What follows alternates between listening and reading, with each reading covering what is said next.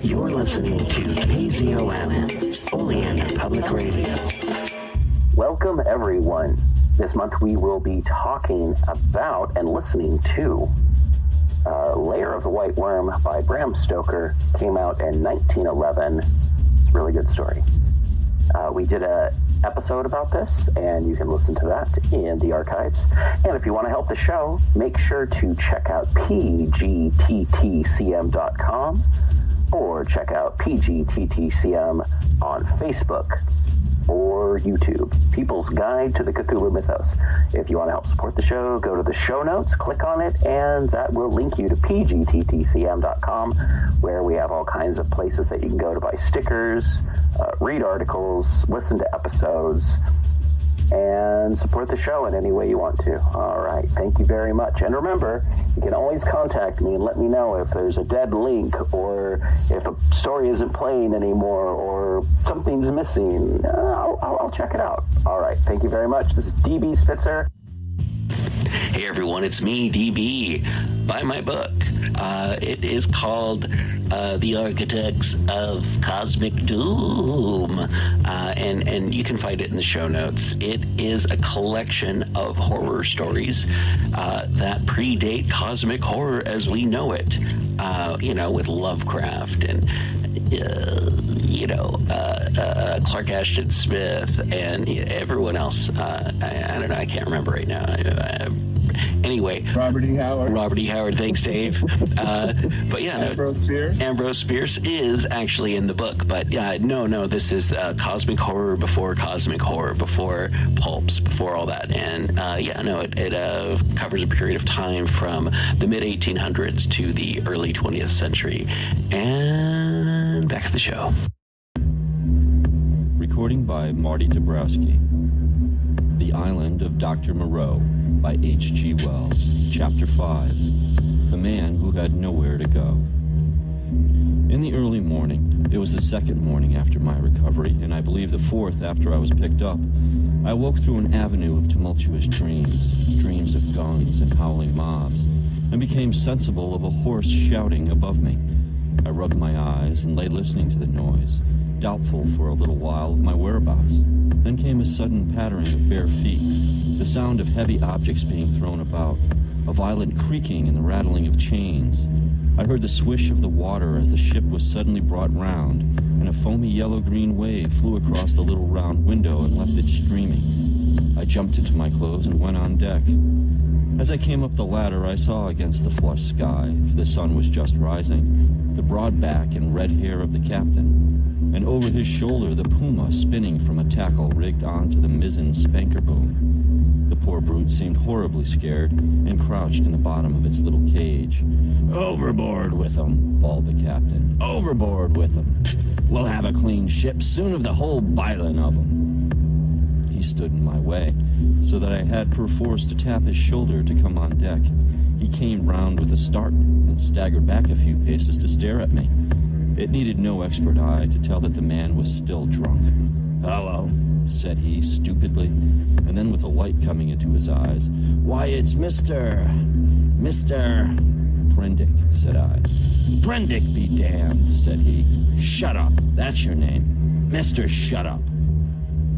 It was no good answering the brute, but I certainly did not expect his next move. He held out his hand to the gangway by which Montgomery stood talking to a massive gray-haired man in dirty blue flannels who had apparently just come aboard. "That way, Mr. Blasted Shut Up, that way," roared the captain. Montgomery and his companion turned as he spoke. "What do you mean?" I said. "That way, Mr. Blasted Shut Up, that's what I mean. Overboard, Mr. Shut Up, and sharp. We're cleaning the ship out, cleaning the whole blessed ship out, and overboard you go." I stared at him, dumbfounded. Then it occurred to me that it was exactly the thing I wanted. The lost prospect of a journey as sole passenger with this quarrelsome sot was not one to mourn over. I turned towards Montgomery. "Can't have you," said Montgomery's companion concisely. "You can't have me," said I, aghast. He had the squarest and most resolute face I ever set eyes upon.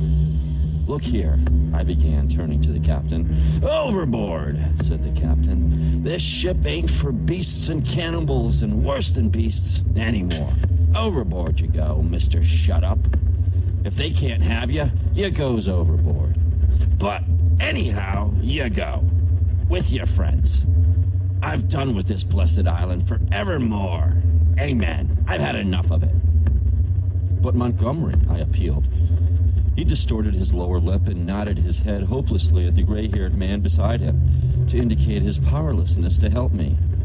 I'll see to you, presently, said the captain. Then began a curious three-cornered altercation. Alternately, I appealed to one and another of the three men. First to the gray-haired man to let me land, and then to the drunken captain to keep me aboard. I even bawled entreaties to the sailors. Montgomery said never a word, only shook his head. You're going overboard, I tell you, was the captain's refrain. Law be damned. I'm king here. At last, I must confess, my voice suddenly broke in the middle of a vigorous threat. I felt a gust of hysterical petulance and went aft and stared dismally at nothing. Meanwhile, the sailors progressed rapidly with the task of unshipping the packages and caged animals. A large launch with two standing lugs lay under the lee of the schooner, and into this the strange assortment of goods were swung. I did not see then the hands from the island that were receiving the packages, for the hull of the launch was hidden from me by the side of the schooner.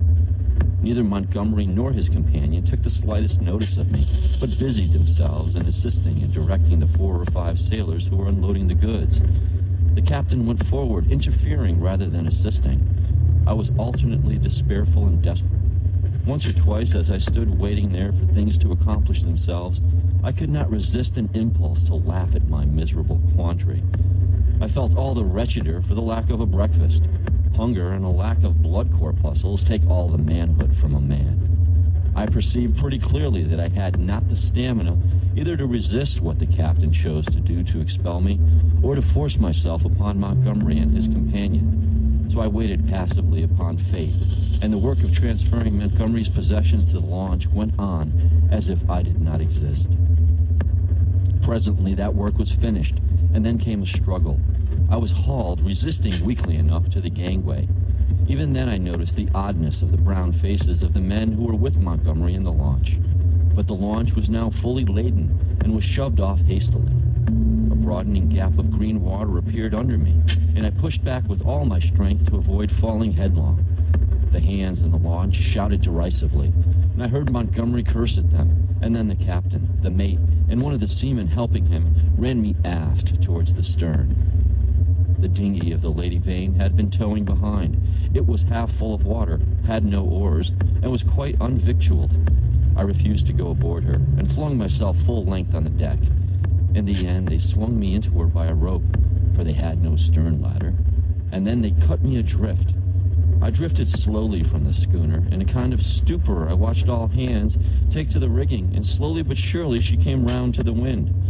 The sails fluttered and then bellied out as the wind came into them. I stared at her weather-beaten side, heeling steeply towards me, and then she passed out of my range of view. I did not turn my head to follow her. At first I could scarcely believe what had happened. I crouched in the bottom of the dinghy, stunned, staring blankly at the vacant, oily sea. Then I realized that I was in that little hell of mine again, now half swamped, and looking back over the gunwale, I saw the schooner standing away from me, with the red-haired captain mocking at me over the taffrail, and turning towards the island saw the launch growing smaller as she approached the beach. Abruptly, the cruelty of this desertion became clear to me. I had no means of reaching the land unless I should chance to drift there. I was still weak, you must remember, from my exposure in the boat. I was empty and very faint, or I should have had more heart. But as it was, I suddenly began to sob and weep, as I had never done since I was a little child. The tears ran down my face.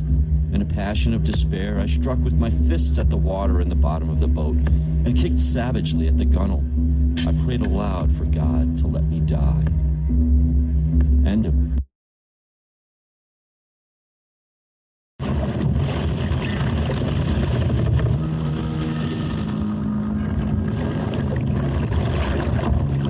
Welcome to Strange from the Innsmouth Book Club. Join me and my fellow guide John Chadwick as we take you on a fortnightly tour of Innsmouth. We visit places such as the Picture House, the Library and Innsmouth Museum to discuss all aspects of weird fiction, whether it be book, film, music, TV or art. As well as that, we stop over at the Gilman House to have a chat with a resident guest. That includes authors, artists, musicians, in fact Lovecraftian creatives of all types. You can find our free shows on Patreon, and there you can also sign up as a patron, which brings you bonus content, plus a monthly PDF copy of Innsmouth News, which features articles, author spotlights, all the latest news and reviews, and more. You can find us at patreon.com/InnsmouthBC. We hope to see you soon, because remember, Innsmouth isn't just a place, it's a state of mind. Check out the show notes or go to pgttcm.com for more information. And also check us out on Facebook, Instagram, YouTube, and all the other places where podcast stuff exists. All right, back to the show. In Legacy Door, a lurker from space casts a shadow over time. We opened our eyes upon the human world. We found ourselves lying on an especially yielding bed in a room displaying scattered relics of their shallow past, tied together by more recently produced items meant to blend with the relics. Typical. A sensitive journalist dreams of unknown lives. Seems like every time I close my eyes, they get stronger. I can't even say the last time I had a normal sleep, let alone a dreamless one. An outspoken lawyer defends the suspect in an unspeakable crime. And that client was Jonathan Strauss, held for the murder of his daughter Abigail and her companion Harrison Reese. And a stalwart investigator tries to drag it all into the light. Some of the Reeses and the Strausses have been involved with something that seems to include an obsession with bloodlines and longevity for at least decades. Legacy Door is a weekly cosmic horror mystery podcast. An ensemble of actors tell a story, also available in paperback, Kindle, and audiobook. Available now. Written by Marty Dabrowski. The Island of Doctor Moreau by H.G. Wells. Chapter 6.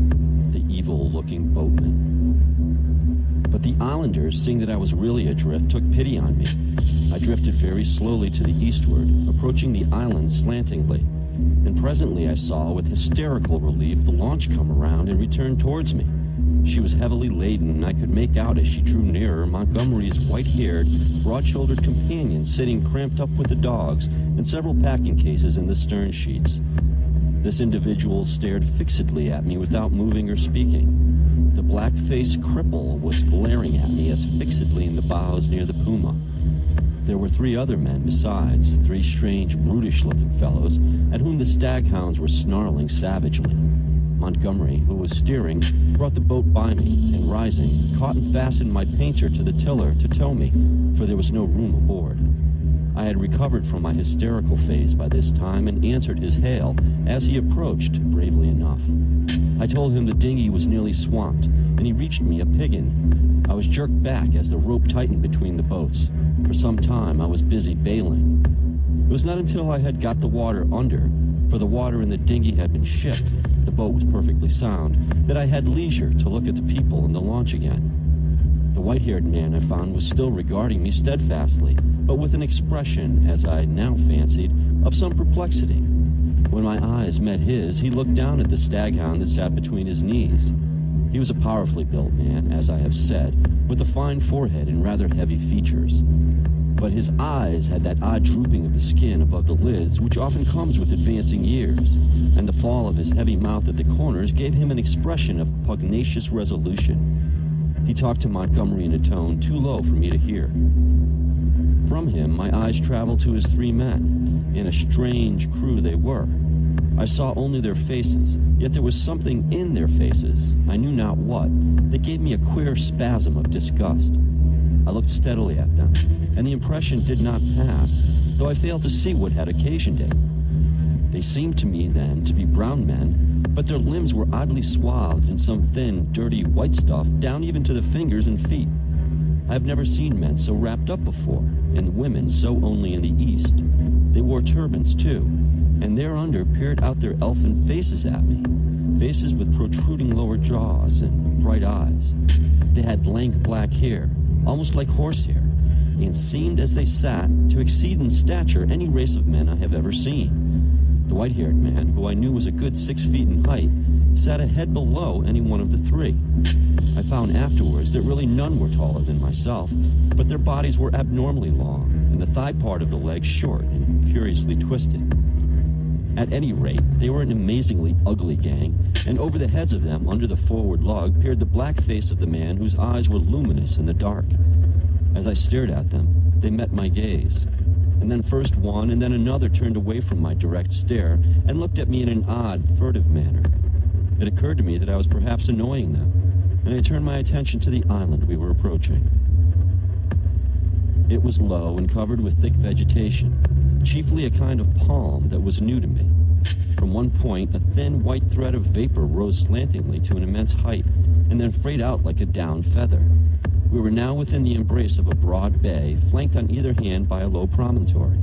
The beach was of dull gray sand and sloped steeply up to a ridge, perhaps 60 or 70 feet above the sea level, and irregularly set with trees and undergrowth. Halfway up was a square enclosure of some grayish stone, which I found subsequently was built partly of coral and partly of pumiceous lava. 2 thatched roofs peeped from within this enclosure. A man stood awaiting us at the water's edge. I fancied while we were still far off that I saw some other and very grotesque-looking creatures scuttle into the bushes upon the slope, but I saw nothing of these as we drew nearer. This man was of moderate size and with a black negroid face. He had a large, almost lipless mouth, extraordinary lank arms, long thin feet and bow legs, and stood with his heavy face thrust forward, staring at us. He was dressed like Montgomery and his white-haired companion, in jacket and trousers of blue serge. As we came still nearer, this individual began to run to and fro on the beach, making the most grotesque movements. At a word of command from Montgomery, the 4 men in the launch sprang up and with singularly awkward gestures struck the lugs. Montgomery steered us round and into a narrow little dock excavated in the beach. Then the man on the beach hastened towards us. This dock, as I call it, was really a mere ditch, just long enough at this phase of the tide to take the longboat. I heard the bows ground in the sand, staved the dinghy off the rudder of the big boat with my piggin, and freeing the painter, landed. The 3 muffled men, with the clumsiest movements, scrambled out upon the sand and forthwith set to landing the cargo, assisted by the man on the beach. I was struck especially by the curious movements of the legs of the 3 swathed and bandaged boatmen. Not stiff they were, but distorted in some odd way, almost as if they were jointed in the wrong place. The dogs were still snarling and strained at their chains after these men, as the white-haired man landed with them. The 3 big fellows spoke to one another in odd, guttural tones, and the man who had waited for us on the beach began chattering to them excitedly, a foreign language, as I fancied, as they laid hands on some bales piled near the stern. Somewhere I had heard such a voice before, and I could not think where. The white-haired man stood, holding in a tumult of 6 dogs, and bawling orders over their din. Montgomery, having unshipped the rudder, landed likewise, and all set to work at unloading. I was too faint, what with the long fast and the sun beating down on my bare head, to offer any assistance. Presently, the white-haired man seemed to recollect my presence, and came up to me. "You look," said he, "as though you had scarcely breakfasted." His little eyes were brilliant black under his heavy brows. "I must apologize for that. Now, you are our guest. We must make you comfortable, though you are uninvited, you know." He looked keenly into my face. "Montgomery says you are an educated man, Mr. Prendick. Says you know something of science. May I ask what that signifies?" I told him I had spent some years at the Royal College of Science and had done some researches in biology under Huxley. He raised his eyebrows slightly at that. "That alters the case a little, Mr. Prendick," he said, with a trifle more respect in his manner. "As it happens, we are biologists here. This is a biological station, of a sort. His eye rested on the men in white who were busily hauling the puma on rollers towards the walled yard. I and Montgomery, at least, he added. Then, when you will be able to get away, I can't say. We're off the track to anywhere. We see a ship once in 12 months or so. He left me abruptly and went up the beach past this group, and I think entered the enclosure. The other two men were with Montgomery, erecting a pile of smaller packages on a low-wheeled truck.